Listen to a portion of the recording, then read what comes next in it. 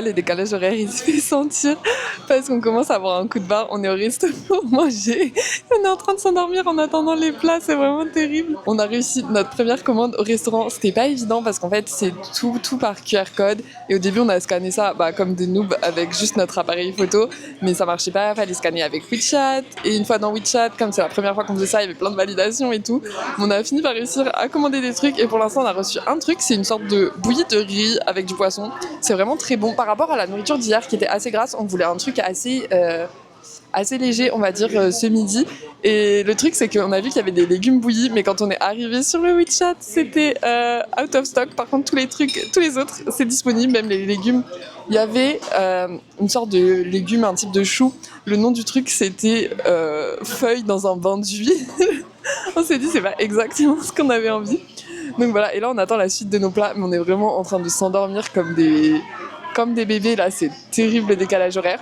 En tout cas, je suis trop contente parce que là, on vient de se balader dans un petit quartier qui s'appelle Tianzifang. Vraiment, c'est super, super mimi. Je vous montrerai les vidéos et tout. Ça fait comme des petites ruelles. Après, c'est devenu un peu touristique, je pense, parce qu'il y a quand même beaucoup de boutiques pour touristes.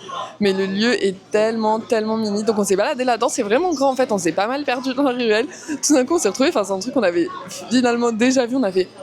Mais qu'est-ce qu'on fait là? Du coup voilà, en tout cas trop contente de découvrir tout ça de mes propres yeux. Je pense que là après le repas on va y repasser un petit peu et on va continuer de se balader, de marcher. Là on est vraiment dans le centre de Shanghai donc on peut vraiment se déplacer en marchant, ce qui est plus compliqué dans la périphérie parce que c'est vraiment beaucoup de routes et c'est vraiment pas très friendly pour les piétons.